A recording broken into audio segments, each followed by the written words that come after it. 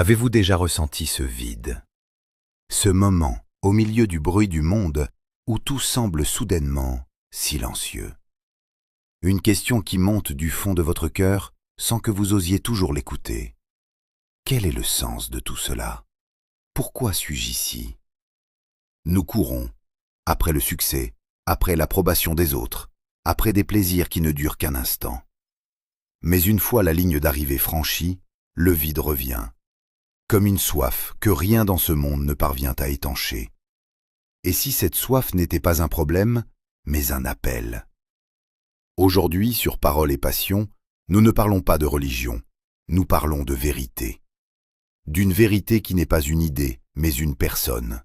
Une personne qui se tient à la porte de votre vie en cet instant même et qui attend votre réponse. Bienvenue et préparez votre cœur. Dans un monde qui propose 1000 chemins vers le bonheur, 1000 philosophies, 1000 promesses. Jésus ne dit pas « Je suis un chemin parmi d'autres ». Il dit « Je suis le chemin, la vérité et la vie ». C'est une déclaration absolue, radicale et profondément libératrice. Car si le chemin est unique, alors la recherche peut cesser. Vous n'avez plus besoin de chercher dans l'obscurité. La lumière est là, devant vous. L'apôtre Paul l'écrit clairement. Il n'y a qu'un seul médiateur entre Dieu et les hommes.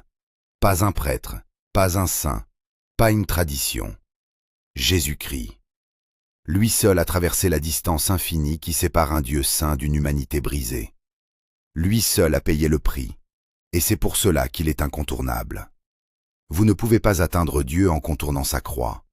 Ce vide que vous ressentez, cette inquiétude sourde qui ne vous quitte jamais tout à fait, ce n'est pas un défaut de fabrication.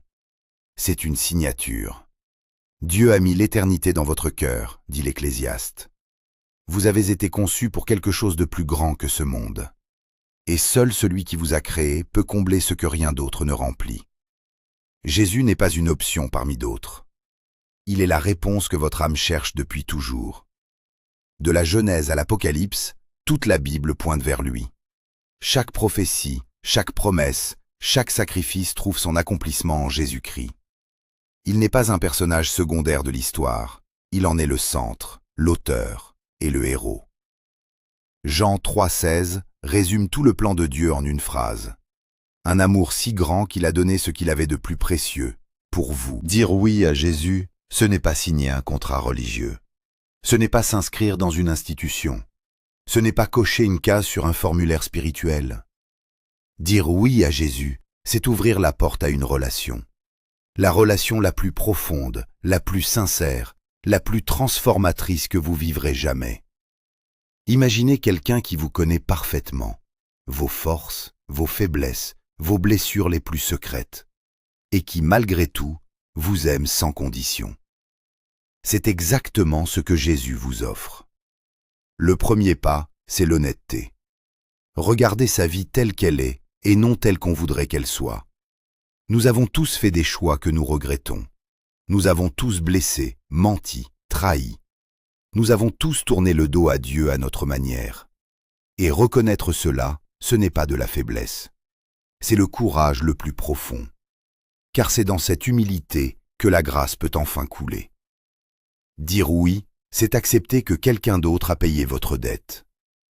Sur cette croix, il y a 2000 ans, Jésus a pris sur lui ce qui aurait dû vous détruire. Votre culpabilité, votre honte, votre condamnation.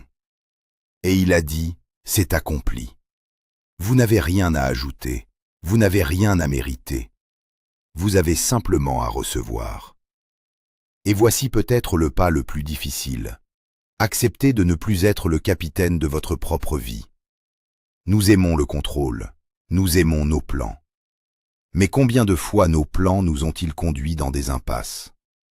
Dire oui à Jésus, c'est lui dire « Seigneur, je te fais confiance plus que je ne me fais confiance à moi-même. Prends la barre. » Quand vous dites oui, tout change. Vous n'êtes plus défini par votre passé.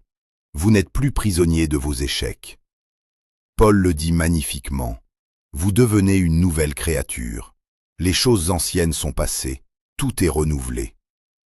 Ce n'est pas une amélioration de soi, c'est une renaissance. Peut-être que vous entendez tout cela et que votre cœur dit oui, mais quelque chose vous retient, la peur. La peur de ce qui va changer, la peur de perdre vos habitudes, vos plaisirs, votre zone de confort. Mais laissez-moi vous poser une question. Votre zone de confort vous rend-elle vraiment heureux? Ou est-ce simplement un endroit familier où vous avez appris à survivre? Dieu ne vous appelle pas à perdre votre vie, il vous appelle à la trouver enfin. L'orgueil est le mur le plus ancien entre l'homme et Dieu. Cette voix qui dit « Je n'ai besoin de personne, je suis assez fort, je peux m'en sortir seul ». Mais la force véritable n'est pas dans l'indépendance. Elle est dans la capacité de reconnaître que l'on ne peut pas tout porter seul. Jésus n'est pas venu pour les forts, il est venu pour ceux qui osent reconnaître leur fragilité. Et c'est dans cette fragilité que sa puissance se manifeste. Que vont penser les autres, ma famille, mes amis, mes collègues? Cette question a paralysé tant de personnes au seuil de la plus belle décision de leur vie. Mais réfléchissez. Vivez-vous votre vie pour l'approbation des hommes ou pour la vérité? L'apôtre Paul a écrit « Si je plaisais encore aux hommes, je ne serais pas serviteur de Christ. » Votre destinée éternelle ne peut pas dépendre de l'opinion de ceux qui ne connaissent pas votre cœur.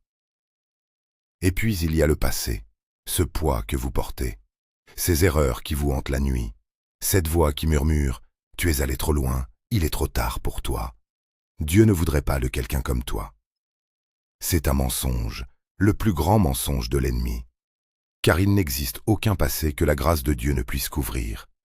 Aucune chute dont le sang de Jésus ne puisse vous relever. Si vous respirez encore, il n'est pas trop tard. Nous voici au moment le plus important de cette vidéo. Et peut-être au moment le plus important de votre vie.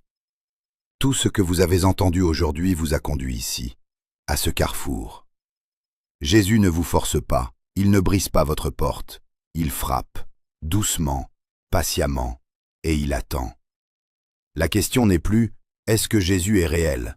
La question est « Allez-vous lui ouvrir ?» Aujourd'hui, maintenant, en cet instant précis, osez-vous dire oui? Si c'est le désir de votre cœur, je vous invite à prier avec moi maintenant.